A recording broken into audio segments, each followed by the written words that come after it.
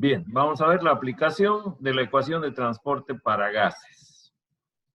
Bien, se trata en estos casos de fluidos compresibles, cuyo estudio tiene otros parámetros que no son considerados en los líquidos, ya que los cambios de presión que pueden tener llegar a lo largo de la tubería afectan considerablemente al peso específico del gas o vapor.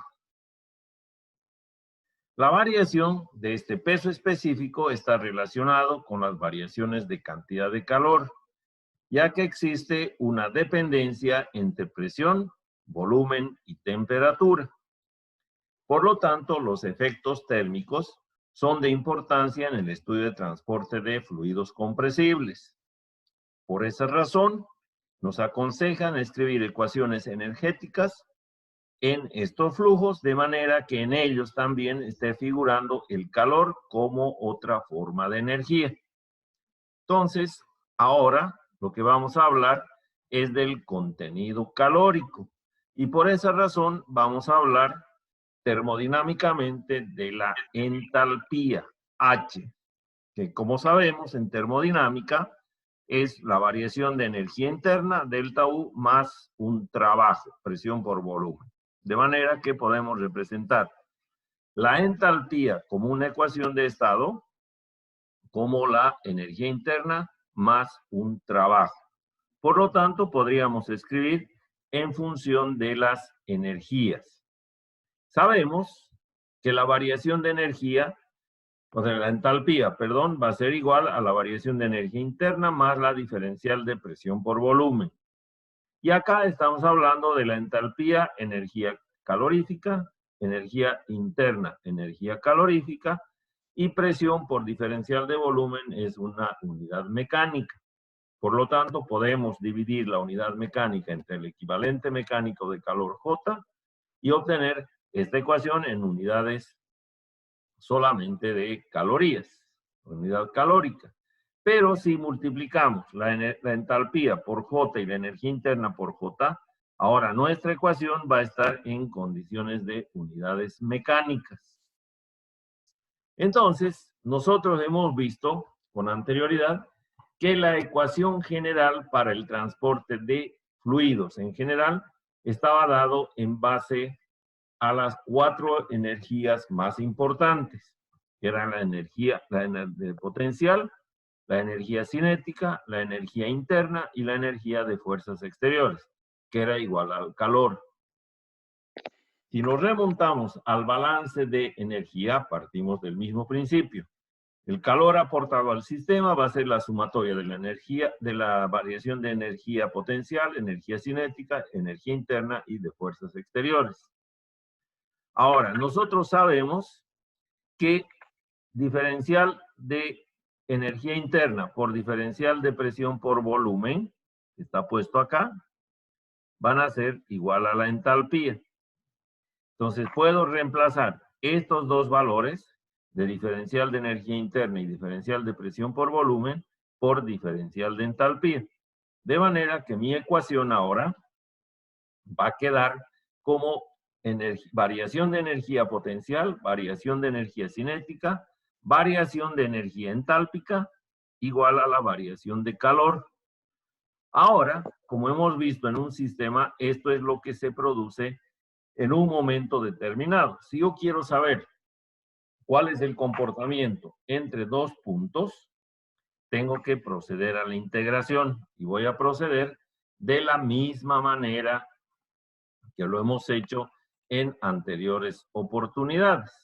Entonces voy a hacer la variación de energía potencial, va a ser altura 2 menos altura 1.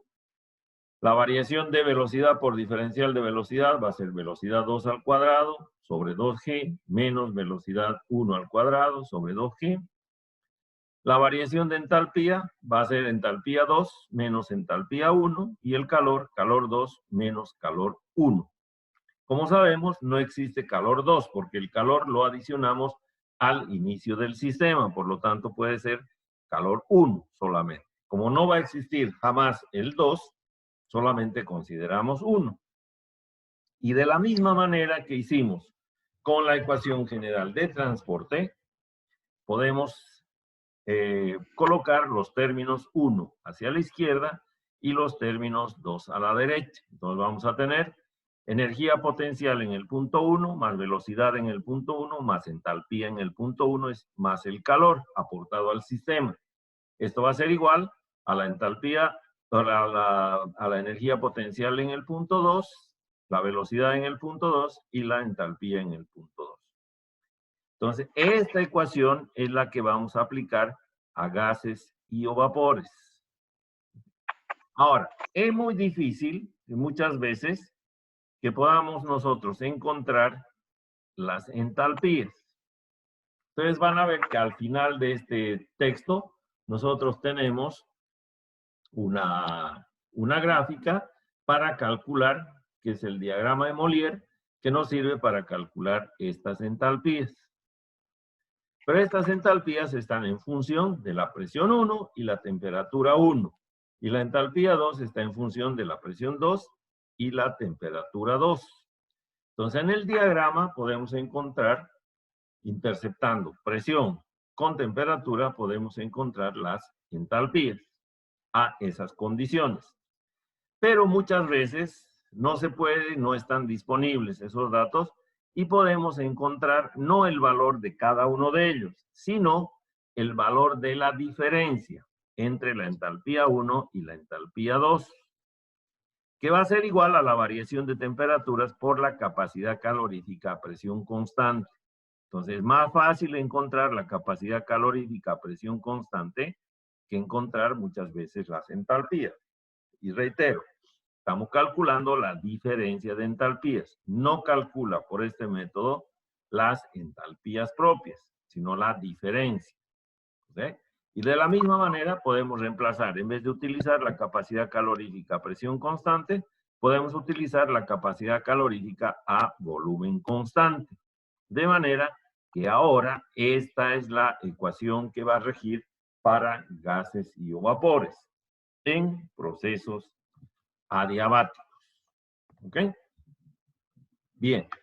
Ahora vamos a hacer un análisis diferente, porque si ustedes revisan esta ecuación, acá es una ecuación del balance de energía únicamente, y no están consideradas las pérdidas de energía por fricción. Eso va a depender del sistema que apliquemos. ¿Ok? Y por esa razón vamos a ver otras formas de la ecuación de transporte. Y nos vamos a enfocar en lo que es la integral de volumen por diferencial de presión, que parte de la ecuación principal. Y como vimos, la ecuación principal nos va a dar energía potencial 1, velocidad 1, va a ser igual velocidad 2, velocidad 2. La integral, que va a depender del tipo de sistema que apliquemos, más las pérdidas de energía por fricción. No se olviden que acá en el término de la izquierda, tengo que colocar la turbina o el compresor con signo negativo en el caso de los gases. Ahora, esta integral, que es la que nos interesa, solo puede resolverse si yo conozco cuál es la dependencia de la presión con el volumen. En general, yo puedo escribir que la presión 1 por el volumen 1 igual a la presión 2 por el volumen 2 va a ser a temperatura constante cuando se trata de flujo isotérmico. ¿Ok?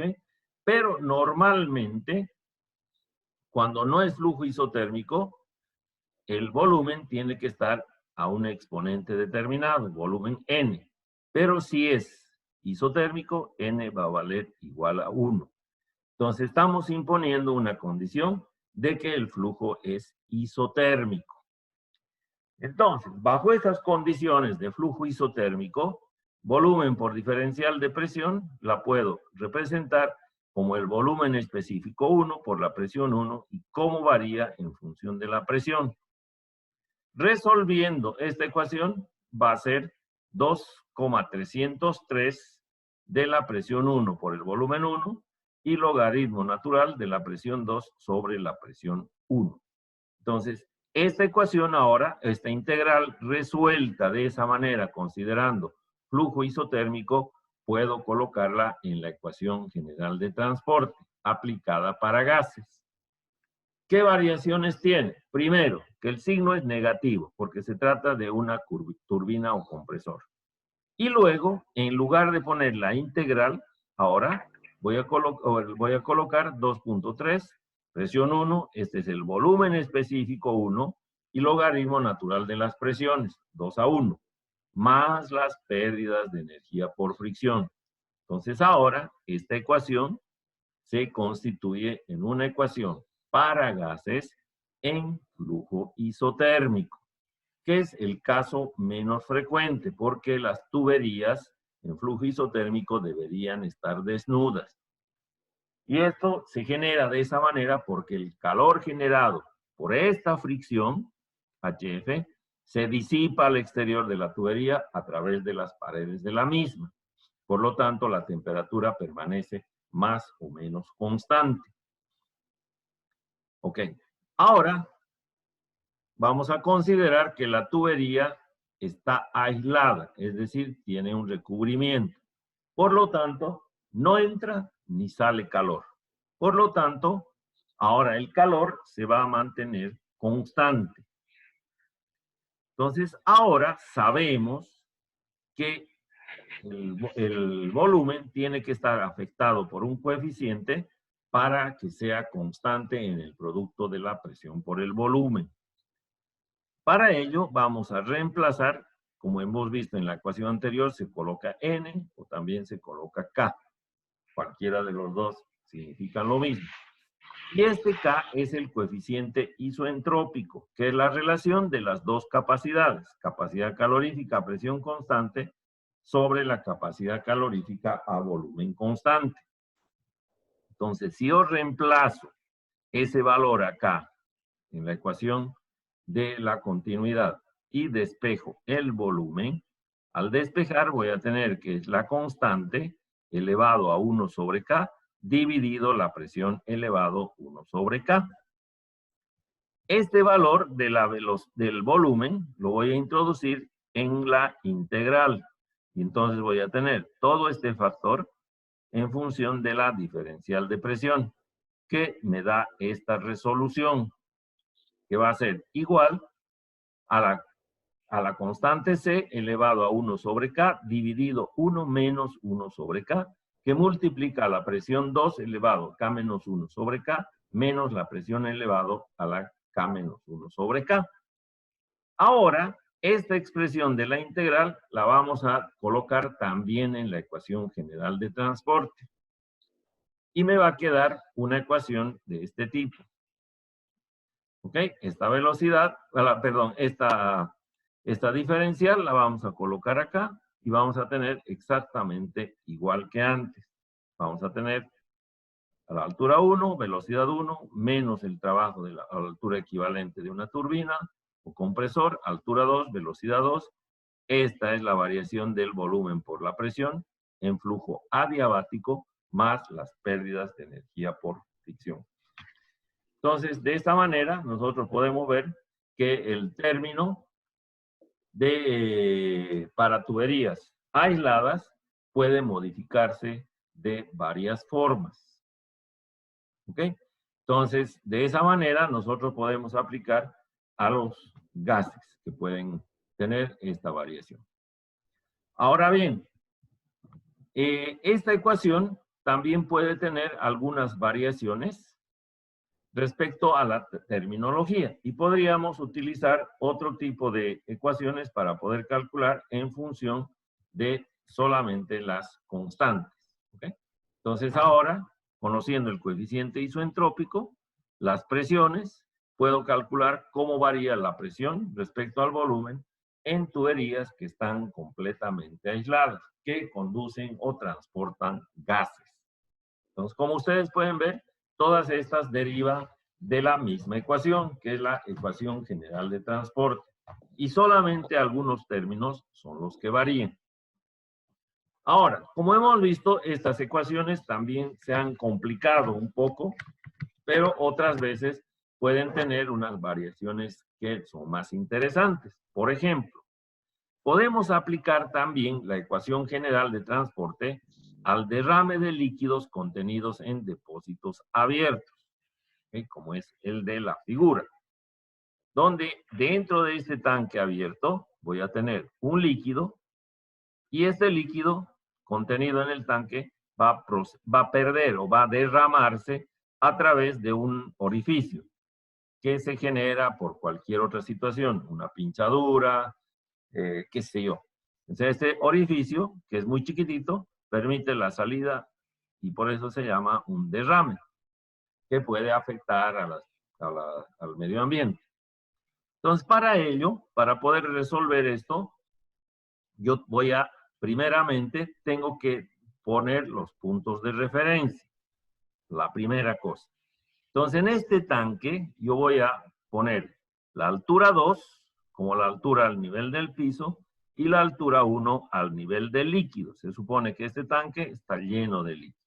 Por lo tanto, yo he definido respecto a la referencia de la Tierra las cotas de referencia. Altura 2, 0 y la altura 1, la que tiene mencionada por el tanque. ¿Ok? Entonces, por eso voy a poner que la altura 2 va a ser 0, porque está en el eje de referencia. Como se trata de un líquido, yo puedo aplicar la ecuación para un líquido, que es la que hemos descrito en la clase anterior. Altura 1 más velocidad 1 más la altura equivalente a una bomba más la presión. Igual a la altura 2, velocidad 2, la presión 2 más las pérdidas de energía por fricción. Como ya hemos definido, esta altura 2 va a ser 0, porque es el nivel de referencia. Por lo tanto, H1 tiene el valor de la altura del tanque. Como nos dice que son depósitos abiertos, la presión en 1 va a ser la presión que ejerce la atmósfera. ¿Y por dónde sale el fluido? Por la pinchadura o por el huequito que se armó. El líquido sale también contra la presión atmosférica. Por lo tanto, presión 1 es atmosférica, presión 2 es atmosférica. Como son iguales, se van a cancelar. ¿Ok? Por otro lado, como estoy calculando cuál es el caudal que va a tener en la perforación o el orificio que se genera acá, yo puedo considerar que la velocidad en el punto 1 es la velocidad en el tanque y la velocidad 2 es a través del orificio que se genera. Por ponerles un ejemplo, este tanque puede tener 7 metros de diámetro y ese va a ser su área. Y esta pinchadura puede tener, qué sé yo, 5 milímetros de diámetro. Por lo tanto, al considerar la velocidad en el tanque con la que llevaría el orificio, la velocidad 1 la considero 0. Y por otro lado, yo como se está perdiendo, derramando el fluido, yo no necesito una bomba, porque igual va a salir el fluido. Por lo tanto, trabajo también es 0. Entonces, como ven ustedes aquí, altura 0, presión 1 igual a presión 2, está abierto. W0, no hay bomba ni necesito turbina. La velocidad 1 considero 0. Y lo último que me queda, como el espesor de pared va a ser de 1/4 de pulgada o media pulgada, si bien se van a generar pérdidas por fricción, van a ser mínimas en esa longitud, de 1/4 o 1 pulgada. Por lo tanto, HF también se va a poner 0. Por lo tanto, ¿qué me queda?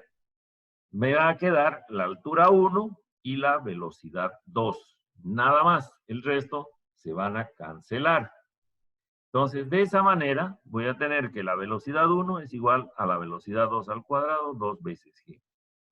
De acá, yo quiero despejar la velocidad, porque quiero saber cuál es el caudal que sale por acá. Entonces, esta velocidad va a ser la raíz cuadrada de 2 veces la aceleración por la altura 1. Como ya he calculado la velocidad y se trata de un líquido, el caudal puedo calcularlo con velocidad por área 2. El área 2 es el área del orificio. Y como esta altura va a ir variando, el tanque se va a ir agotando cada vez, va a bajar su nivel. Por lo tanto, para cada tiempo, la altura va a ser diferente. Al ser la altura diferente, esta velocidad va a ser menor, si la altura es menor. Y el caudal también va a ser menor. De manera que vamos a ir disminuyendo paulatinamente el caudal a medida que baja la altura del nivel de líquido. ¿Ok? Entonces, esa es la aplicación para gases y líquidos y un caso especial cuando transportamos o tenemos pérdidas a través de los tanques. Ok, el siguiente tema que nos toca ver sería mecanismos de circulación por tuberías. Okay. Si hasta acá alguien tiene alguna pregunta o consulta, estaría atento. Caso contrario, vamos a continuar con el avance. Ok. Ingeniero, disculpe, en el caso que usted nos estaba mencionando que a medida que va bajando la altura, la velocidad también va disminuyendo y el caudal también va disminuyendo. O sea, si usted nos diera un ejercicio, digamos así, similar, ¿nosotros tendríamos que hacerlo para cada tiempo que disminuye o solamente, o sea, encontrar velocidad 2 y con esa velocidad encontramos caudal y solamente eso, demostrárselo? Bueno, si es que en el caso que nos diera así un ejercicio, ¿no? No, de esa manera no te voy a dar yo pues un ejercicio porque va a ser complicado, ¿no? Para que puedas calcular. Te puedo considerar otras cosas, pero no es, ¿ya? Entonces, así que no se preocupen que eso no va a ir en un examen. Ok, bien.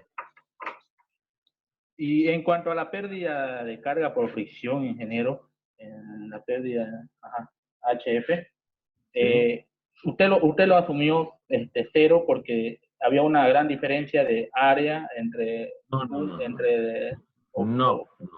He considerado cero por la siguiente razón. Tú te estás confundiendo con la velocidad. Primero vamos con la velocidad. La velocidad que va a llevar el fluido es a través de un área, de un diámetro que va a ser, por decirte, de medio centímetro. Y el tanque tiene 7 metros. Por lo tanto, la velocidad acá de descenso va a ser baja respecto a la alta velocidad que lleva el fluido en este orificio. ¿Ok? Por eso la velocidad en el tanque, la 1, va a ser 0. Y solo considero la velocidad que va a llevar el diámetro del orificio.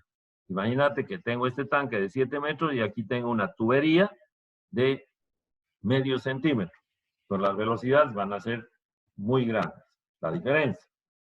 Ahora, lo que sí he considerado 0, porque la pérdida de fricción se genera por efecto de la longitud del fluido que circula a través de una determinada longitud. La longitud ahora es solamente el espesor de la lámina del tanque, que puede ser de 1/4 de pulgada o máximo media pulgada. Si bien va a haber pérdida en esa media pulgada, va a ser muy chiquitita, por eso consideramos que es 0. ¿Sí? De esa manera considero. O sea, son dos cosas diferentes esto. Ok, ingeniero, he tenido problemas con este HF. Ok, perfecto. Listo, vamos a continuar con una parte de este tema que nos toca ahora, que es los mecanismos de circulación por tubería. Bien, el estudio de las pérdidas de energía debidas al frotamiento o a la fricción que genera el fluido al circular por las tuberías en régimen constante, es decir, en régimen permanente o de continuidad, se llega a la conclusión de que el valor de estas pérdidas están supeditadas porque intervienen dos fenómenos superpuestos. Por un lado, las pérdidas de energía por fricción resultan ser proporcionales a la velocidad del fluido en la tubería, y por otro lado, también las pérdidas de energía por fricción también son proporcionales al cuadrado de la velocidad del fluido en la tubería. Entonces, estas observaciones están enmarcadas en esta ecuación, que nos dice que las pérdidas de energía por fricción van a ser igual a 8 veces la viscosidad μ del fluido por la longitud de la tubería dividido el radio de la tubería al cuadrado multiplicado por la densidad del fluido y la aceleración de la gravedad. Todos ellos multiplicados por la velocidad del fluido en la tubería. Y hablamos de velocidad media del fluido en la tubería. Más 1,35 dividido la aceleración de la gravedad Todo ello multiplicado por la velocidad al cuadrado, velocidad media del fluido en la tubería. Entonces abajo tienen representados todos estos valores que hemos referenciado en esta ecuación. Y aquí vamos a ver que para valores pequeños de velocidad, los valores de las pérdidas de energía por fricción están determinados predominantemente por el primer término del segundo miembro, es decir, por esto que está en rojo. Repito, para valores pequeños de velocidad, la pérdida de energía por fricción está determinada predominantemente por el primer término del segundo miembro, lo que está en rojo. ¿Ok? Es decir, que las fuerzas de viscosidad juegan el papel más importante. Ahora, para velocidades altas o velocidades elevadas, la influencia mayor es del segundo término, que está en azul, que corresponden a las fuerzas de inercia o de turbulencia. La inercia es el que nos da el grado de turbulencia y la turbulencia es sinónimo de irregularidad. ¿Ok? Entonces, como están puestos acá, ustedes ven que hemos dicho dos cosas. Primero, que las pérdidas de energía por fricción son proporcionales a la velocidad media del fluido en la tubería. Y también que las pérdidas de energía por fricción son proporcionales al cuadrado de la velocidad. Por otro lado, hemos dicho que a valores bajos de velocidad están predominantemente determinados por las fuerzas de viscosidad. Para pérdidas grandes o valores grandes de velocidad están determinados por las fuerzas de inercia o de turbulencia. ¿Okay? Entonces, por eso está determinada esta ecuación con esos dos colores. ¿Okay? Velocidades bajas en rojo, fuerzas de viscosidad, velocidades elevadas significa alta turbulencia, fuerzas de inercia que está en azul y están al cuadrado de la velocidad. Ahora bien, se practicaron una serie de experimentos utilizando el mismo líquido, la misma tubería, a la misma temperatura y solamente variando las velocidades de circulación. Y los resultados se van a graficar pérdidas de energía por fricción versus velocidad en escala logarítmica para que sean continuas, ¿ok? Y tengamos pendientes selectivas. Entonces, eso se llama el reparto de velocidad que vemos representado en este pequeño gráfico, donde estamos graficando el logaritmo de las pérdidas de energía por fricción versus el logaritmo de la velocidad. Y nos dice esto que para valores bajos de velocidad,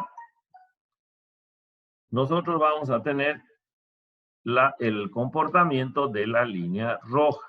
Entonces, al aumentar desde 0 progresivamente la velocidad, las pérdidas de presión por fricción o las pérdidas de energía por fricción resultan ser una función de primer grado, que es la línea roja que estoy marcando, hasta alcanzar un valor de la velocidad, que es el punto B, que me determina la velocidad superior, U sub B.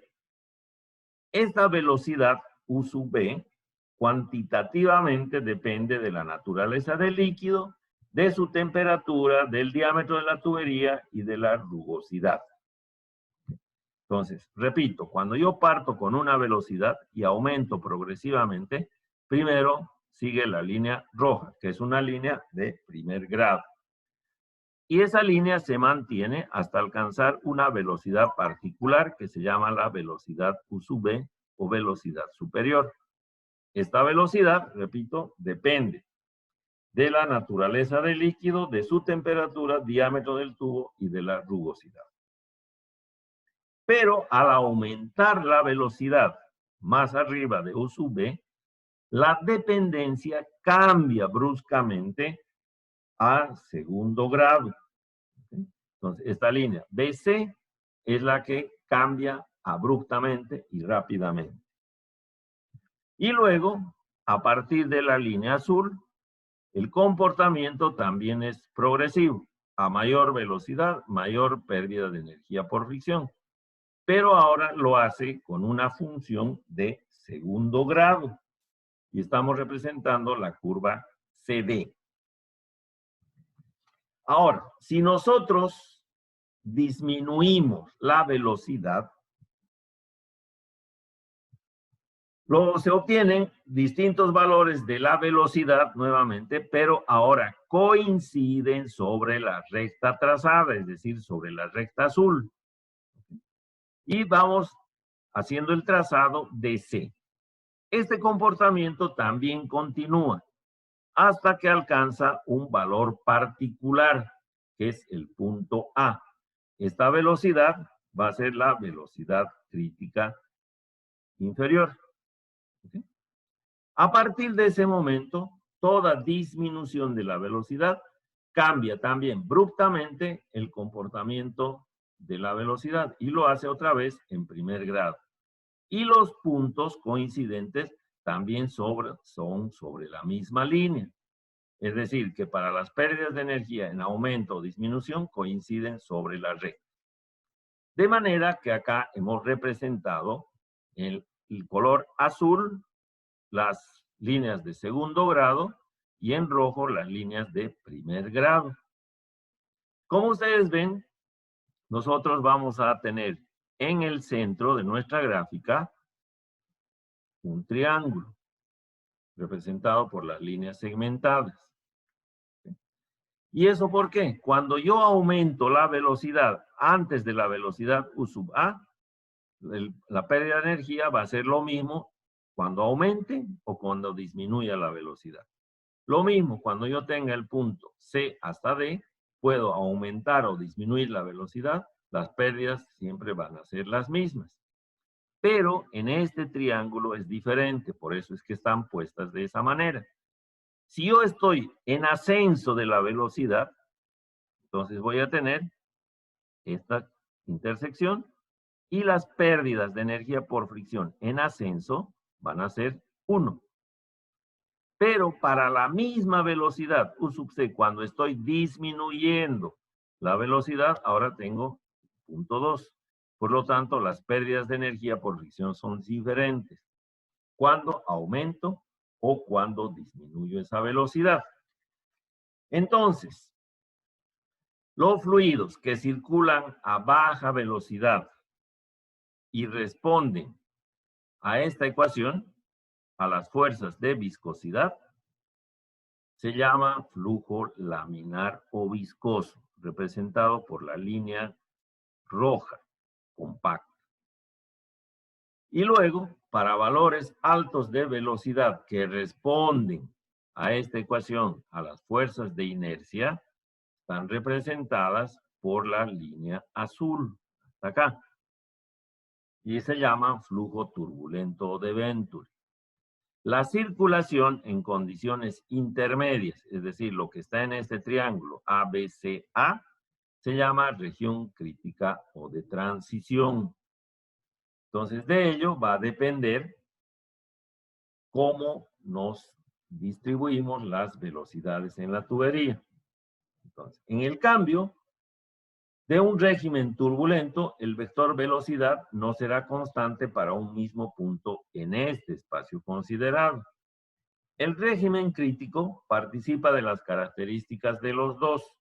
Se trata de una superposición de fenómenos, zonas laminares próximas a las paredes de la tubería que coexisten con zonas turbulentas en el centro de la corriente de la tubería, donde la velocidad es máxima.